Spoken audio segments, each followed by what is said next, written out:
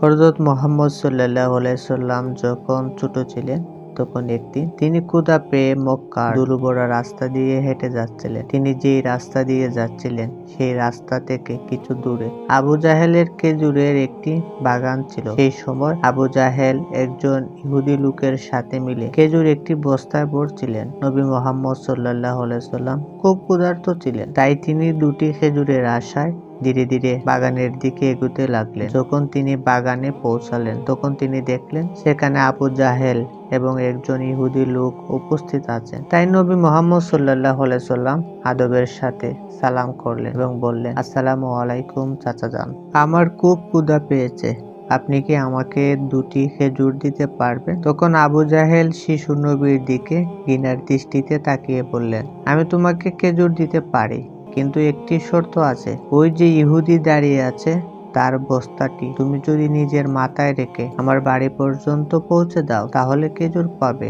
আবু জাহেলের কথায় শিশু মুহাম্মদ সাল্লাল্লাহু আলাইহি সাল্লাম রাজি হয়ে গেলেন। অতঃপর দেরি না করে নবী মুহাম্মদ সাল্লাল্লাহু আলাইহি সাল্লাম সেই ইহুদির কাছে গেলেন। তখন ইহুদি অবাক হয়ে বললেন, হে মুহাম্মদ, তুমি এখানে কেন এসেছো? নবী মুহাম্মদ সাল্লাল্লাহু আলাইহি সাল্লাম বললেন, আমি এই বস্তাটি নিজের মাথায় রেখে নিয়ে যেতে চাই। শিশু মুহাম্মদ সাল্লাল্লাহু আলাইহি সাল্লামের কথা শুনে ইহুদি চমকে গেলেন এবং বললেন, অল্প বয়সে কি তুমি এই বস্তাটি তুলতে পারবে?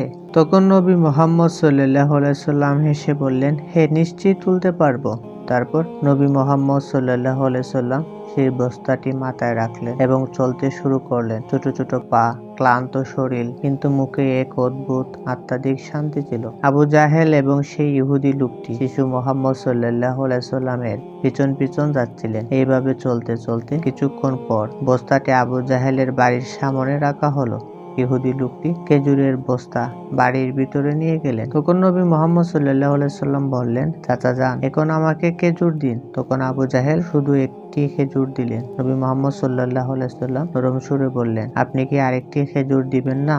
এই নিষ্পাপ অনুরোধ আবু জাহেলের ভেতরের আগুনকে যেন আরো বাড়িয়ে দিল। রাগের বশে সে নবীর গালে জোরে একটি থাপ্পড় মারলেন এবং সেই মুহূর্তে যেন সূর্য ডুবে গেল, আকাশ ফেটে পড়ল, বাতাস থেমে গেল এবং পাহাড়ও কেঁদে উঠল। কিন্তু আবু জাহেল আস্তে আস্তে নিজের বাড়ির ভেতর চলে গেলেন। ভেতরে গিয়ে যখনই সে খেজুরের বস্তা খুললেন তখন চমকে যাওয়ার মতো দৃশ্য তার সামনে এলো। আবু জাহেল দেখলেন খেজুর ছোট ছোট পাথরে পরিণত হয়েছে। এটি দেখে সেই ইহুদি হতবাক হয়ে গেলেন, তার চোখ কপালে উঠে গেল এবং মুখ বন্ধ হয়ে গেল। সে আশ্চর্য হয়ে দৌড়াতে দৌড়াতে নিজের সর্দারকে খবর দিতে চলে গেলেন। ওদিকে আবু জাহেল বাড়ি থেকে বাইরে এসে ব্যঙ্গ করে বললেন, হে মুহাম্মদ, তুমি তো খুব বড় জাদুঘর, তুমি আমার খেজুরের উপর জাদু করেছো। তখন নবী মুহাম্মদ সাল্লাল্লাহু আলাইহি সাল্লাম মাথা নিচু করে খুব নরম সুরে বললেন, চাচা যান, আমি তো কিছুই জানি না।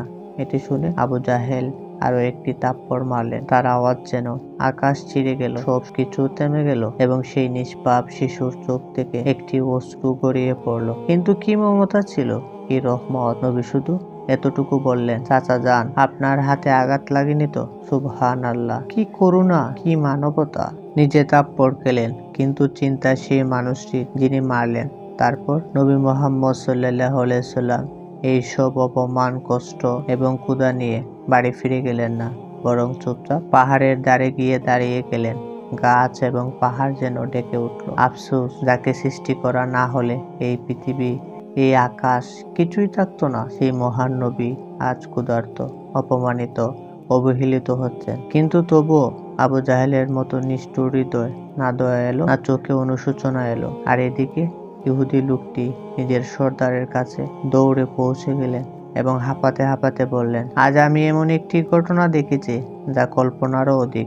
আব্দুল্লাহর ছেলে মুহাম্মদের মধ্যে এমন এক অলৌকিক শক্তি আছে যে শুধু একটি থাপ্পড় লাগার পর সব খেজুর পাথর হয়ে গেল। আপনিই বলুন, এটি কি জাদু হতে পারে নাকি কোনো ঐশ্বরিক শক্তি? এটি শুনে সর্দার কিছুক্ষণ চুপ করে রইলেন। তারপর গম্ভীর কণ্ঠে বললেন, আমরাও শুনেছি, আমাদের আসমানি কিতাবে মুহাম্মদের নাম উল্লেখ আছে যে তিনি শেষ এবং সবচেয়ে মহান নবী হবেন। কিন্তু কি সত্যি ইনি মুহাম্মদ? এটি জানা জরুরি। আমাদের নিজেদের ধর্মীয় গুরুর সাথে যোগাযোগ করতে হবে। যদি একথা সত্যি হয় তাহলে আমরা তাকে জীবিত ছাড়ব না, বরং তাকে এই পৃথিবী থেকেই শেষ করে দেব। তোমরা যাও এবং এই খবর আমাদের গুরুর কাছে পৌঁছে দাও। এটি শুনে সেই ইহুদি লোকটি আবার আবু জাহেলের বাড়ির দিকে রওনা হয়ে গেলেন। অতঃপর যখন সে খেজুরের বাগানের কাছে পৌঁছালো, তখন তার চোখ বড় হয়ে যেন কপালে উঠে গেল। সে দেখলো পুরো বাগানে একটিও খেজুর ছিল না। প্রতিটি গাছে খেজুরের বদলে শুধু পাথর আর পাথর। এমন অদ্ভুত দৃশ্য দেখে সেখানে সে এক মুহূর্ত থামলো না। দ্রুত আবু জাহেলের বাড়ির দিকে ছুটে গেলেন। বাড়িতে পৌঁছে সে বলল, ভাই, আপনার বাগানের সব খেজুর পাথরে পরিণত হয়েছে। যদি এক্ষুনি এগুলো রক্ষা না করা হয় তাহলে অনেক বড় ক্ষতি হয়ে যাবে। এর একটাই সমাধান আছে, মুহাম্মদের কাছে ক্ষমা চান। কিন্তু আবু জাহেল ক্ষমা চাওয়ার মতো মানুষ ছিলেন না। সে ছিল নিষ্ঠুর, চালাক। সে নরম সুরে বললেন, ঠিক আছে, চলো মুহাম্মদের বাড়িতে গিয়ে দেখি। তারপর সে নবী মুহাম্মদ সাল্লাল্লাহু আলাইহি সাল্লামের বাড়ির দিকে চলতে শুরু করলেন। সেই সময় নবী মুহাম্মদ সাল্লাল্লাহু আলাইহি সাল্লাম তার চাচা আবু তালেবের সাথে থাকতেন। যখন আবু জাহেল বাড়িতে পৌঁছালেন, তখন আবু তালেব একা ছিলেন। আবু জাহেল আওয়াজ দিয়ে বললেন, হে আবু তালেব, আপনার ভাতিজা মুহাম্মদ একজন খুব বড় জাদুকর। সে আমার বাগানের সব খেজুর পাথরে পরিণত করে দিয়েছে। তারপর সে ব্যঙ্গ করে বললেন, কোথাও কোনো পাহাড়ের ধারে কোনো সিংহ বা ভাল্লুক তাকে খেয়ে ফেলেনি তো? এটা শুনে চাচা আবু তালেব অস্থির হয়ে উঠলেন। তিনি এক মুহূর্ত দেরি না করে নবীর খুঁজে বেরিয়ে পড়লেন। ওদিকে নবী মুহাম্মদ সাল্লাল্লাহু আলাইহি সাল্লাম একটি পাহাড়ের ধারে বসে কাঁদছিলেন এবং বলছিলেন, যদি আজ আমার বাবা মা বেঁচে থাকতেন তাহলে হয়তো কেউই আমার সাথে এমন ব্যবহার করতেন না। আমি খুব একা, খুব নিঃসঙ্গ। তার এই নিঃসঙ্গতা দেখে বনের সিংহ, ভাল্লুক, হরিণ সবাই সেখানে চলে এলো এবং যেন তার ব্যথা অনুভব করে সবাই কাঁদতে লাগলো। সিংহের চোখও ভিজে গেল। তারা বলতে লাগলো, ইয়া রাসূলুল্লাহ, এই চোর যেন আমাদের লেগেছে, আপনি আর কাঁদবেন না। এই অশ্রু আমরা সহ্য করতে পারছি না। অতঃপর কিছুক্ষণের মধ্যে চাচা আবু তালিব সেখানে পৌঁছে গেলেন। তিনি যখন এই দৃশ্য দেখলেন তখন কিছু বলতে পারলেন না, শুধু স্তব্ধ হয়ে গেলেন। দৃশ্যটি এত অদ্ভুত এবং হৃদয়স্পর্শী ছিল। তারপর তিনি নবীকে বুকে জড়িয়ে ধরলেন এবং জিজ্ঞাসা করলেন, কে তোমাকে কষ্ট দিয়েছে? যতদিন আমি বেঁচে আছি কেউ তোমাকে ছুঁতেও পারবে না। এরপর চাচা আবু তালিব নবীকে নিয়ে বাড়ি ফিরে এলেন। কিন্তু সেই রাতে আবু তালেব নিজে আবু জাহেলের বাড়িতে পৌঁছে গেলেন। তিনি রাগের সাথে নয়, বরং সত্যের সাথে বললেন, তুমি যাকে জাদুকর বলছো, অথচ সে তো তোমার কাছে কিছুই চায়নি, তোমার খেজুরও নেয়নি, তোমার বিরুদ্ধে কিছু বলছেও না। তাই চোখ থেকে যে অশ্রু ঝরেছে তা একদিন পাহাড়কে গলিয়ে দেবে। এই কথা বলে আবু তালেব সেখান থেকে চলে গেলেন। আবু জাহেল চুপ করে রইলেন, কারণ সে কিছু অনুভব করছিল কিন্তু স্বীকার করতে চাইছিল না। আসলে সে ছিল একজন নিষ্ঠুর এবং অহংকারী মানুষ। সেই রাতে মক্কার আকাশে একটি অদ্ভুত আলো ছড়িয়ে পড়লো। সবাই ভাবলো হয়তো বা কোনো তারা ভেঙে পড়েছে, কিন্তু বাস্তবতা ছিল যে ফেরেশতারা এক এক করে পৃথিবীতে নেমে আসছিলেন। একজন ফেরেশতা অন্যজনকে বলছিলেন, এই চোখ থেকে যে অশ্রু ঝরেছে একদিন তা থেকে এক মহান কিতাব অবতীর্ণ হবে। তিনি সবচেয়ে মহান মানুষ এবং শেষ নবী, যিনি পুরো বিশ্বের জন্য রহমত হয়ে এসেছেন। ওদিকে যখন ইহুদিরা এই অলৌকিক ঘটনার খবর পেল, তখন তাদের হৃদয়ে আগুন লেগে গেল। তারা নবী মুহাম্মদ সাল্লাল্লাহু আলাইহি সাল্লামকে হত্যা করার ষড়যন্ত্র শুরু করে দিল, কারণ তারা চেয়েছিল যে শেষ নবী তাদের গোত্রে জন্মগ্রহণ করুক। কিন্তু এমনটা হয়নি। তাদের মধ্যে একজন ইহুদি ব্যক্তি তার ধর্মীয় পণ্ডিতের কাছে গেলেন এবং পুরো কাহিনী বিস্তারিতভাবে বললেন। ইহুদি ধর্মগুরু কিছুক্ষণ চোখ বন্ধ করে রইলেন, তারপর দৃঢ় স্বরে বললেন, আমি তাকে চিনে ফেলেছি। ইনি শেষ নবী যার উল্লেখ আমাদের কিতাবে আছে। তার দুটি চিহ্ন আছে, একটি তার কাঁধে নবুয়তের মোহর, দ্বিতীয়টি তার দৃষ্টিতে থাকা রহমত। কেউ জিজ্ঞেস করলো, তাহলে কি আপনি ঈমান আনবেন? সে চুপ হয়ে গেল, মাথা নিচু করে নিল। তারপর শুধু এতটুকু বলল, আমরা চেয়েছিলাম যে সে আমাদের গোত্রে আসুক, তাই আমরা সত্যকে অস্বীকার করব। আর ওদিকে প্রতি বছর চাচা আবু তালিব ব্যবসার জন্য সিরিয়া যেতেন। সেই দিনও আবু তালেব সিরিয়া সফরের প্রস্তুতিতে ব্যস্ত ছিলেন। তখনই নবী মুহাম্মদ সাল্লাল্লাহু আলাইহি সাল্লাম এসে বললেন, চাচা যান, আমি কি আপনার সাথে সিরিয়া যেতে পারি? আবু তালেব তাকে মানা করতে পারলেন না, তাই তাকে সাথে নিয়ে যাওয়ার জন্য রাজি হয়ে গেলেন। অতঃপর পরের দিনে তারা দুজনে একটি ব্যবসায়িক কাফেলার সাথে রওনা হয়ে গেলেন। কিছুদিন সফর করার পর কাফেলা বুসরা নামক জায়গায় পৌঁছালো। সেখানেই কাছে একটি গির্জা ছিল, যেখানে একজন খ্রিস্টান ধর্মগুরু থাকতেন। তিনি সেই সময়ের সবচেয়ে বড় এবং মহান পাদ্রী বলে বিবেচিত হতেন। যখন কাফেলা সেখান দিয়ে যাচ্ছিলেন, তখন সেই খ্রিস্টান ধর্মগুরু একজন যুবককে দেখলেন, যার মাথার উপর একটি মেঘের টুকরা ছায়া দিয়ে চলছিল। যেখানে সে চলতো, মেঘও সাথে সাথে চলতো। তার বিশ্বাস হয়ে গেল এই কাফেলাতে শেষ জামানার নবী উপস্থিত আছেন। সঙ্গে সঙ্গে তিনি তার কিতাব বের করলেন, পড়লেন, দেখলেন এবং পাক্কা নিশ্চিত হয়ে গেলেন। তিনি দ্রুত তার একজন লোককে বললেন, যাও, এই কাফেলার সব লোককে এখানে ডাকো, তাদের দাওয়াতে ডাকো। সেই লোকটি গেল এবং কাফেলার লোকদের বললেন, ভাইয়েরা, আমাদের ধর্মগুরু আপনাদের সবাইকে খাবারের জন্য আমন্ত্রণ জানিয়েছেন, অনুগ্রহ করে গ্রহণ করুন। তার কথা শুনে সবাই সেই গির্জায় পৌঁছালেন। ধর্মগুরু সবাইকে ভালো আপ্যায়ন করলেন। কিছুক্ষণ পর তিনি আবু তালেবকে বললেন, হে কাফেলার সর্দার, মনে হচ্ছে এই কিশোরের মা বাবা আর এই পৃথিবীতে নেই। তার কথা শুনে আবু তালেব বললেন, হ্যাঁ, আপনি ঠিকই বুঝেছেন, এখন আমি তার দেখাশোনা করছি। তারপর পাদ্রী গম্ভীরভাবে বললেন, মনে রেখো, তোমার ভাতিজা আল্লাহর শেষ নবী। তার পিঠে নবুয়তের মোহর আছে, তার চোখে রহমত আছে। তাকে কখনো একা ছাড়বেন না। যদি ইহুদি ও নাসারা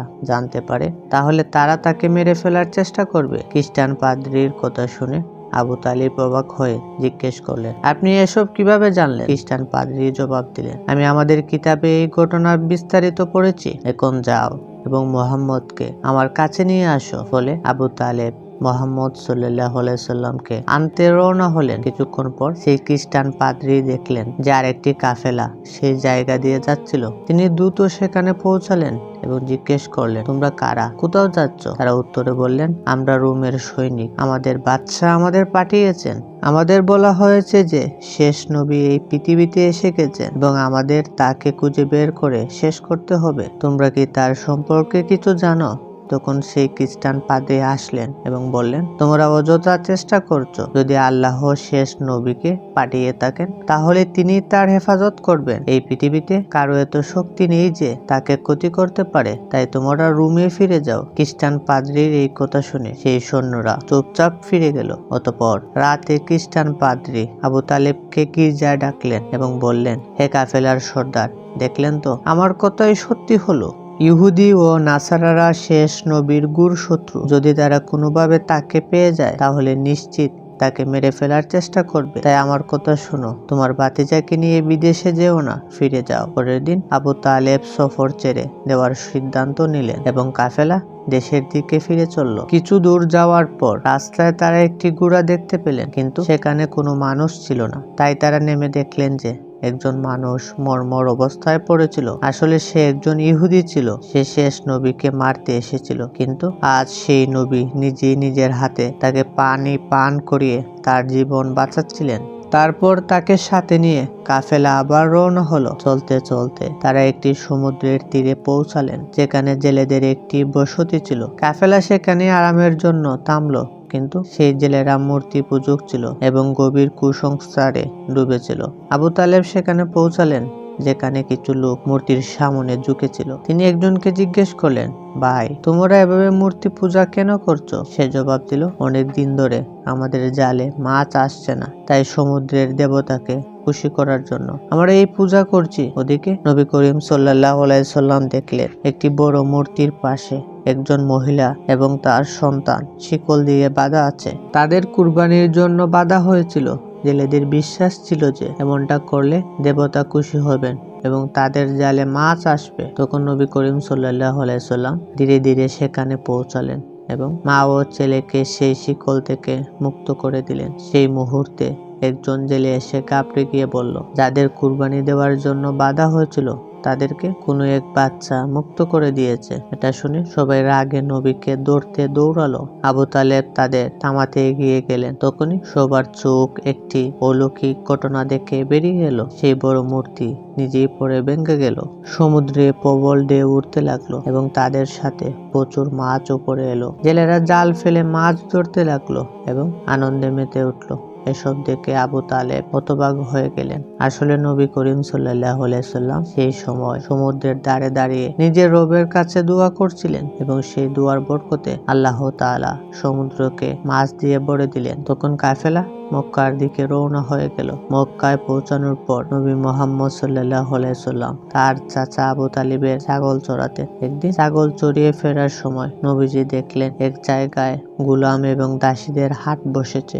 পুরুষদের গরম লোহা দিয়ে পেটানো হচ্ছিল এবং মহিলাদের উচ্চ দামে বিক্রি করা হচ্ছিল। এই দৃশ্য দেখে নবীর হৃদয় কেঁপে উঠল। ওদিকে নবীর এক চাচা আবু লাহাব গোলামদের কেনাবেচা করতেন। তিনি একজন নিরপরাধ দাসীকে অত্যন্ত চড়া দামে বিক্রি করছিলেন। তখনই সেই দাসীর স্বামী দৌড়াতে দৌড়াতে এলো এবং বলল, হুজুর, আপনি এই জুলুম করবেন না, আমাদের ক্ষমা করে দিন। সে বড় অসহায় ভাবে এবং কাকুতি মিনতি করে কাঁদতে লাগলো, কিন্তু আবু লাহাব তার কথা শুনছিলেন না। সেই সময় আমাদের রহমতের নবী সেখানে পৌঁছে গেলেন এবং চাচা আবু লাহাবকে বললেন, চাচা, এই মহিলাকে বিক্রি করবেন না।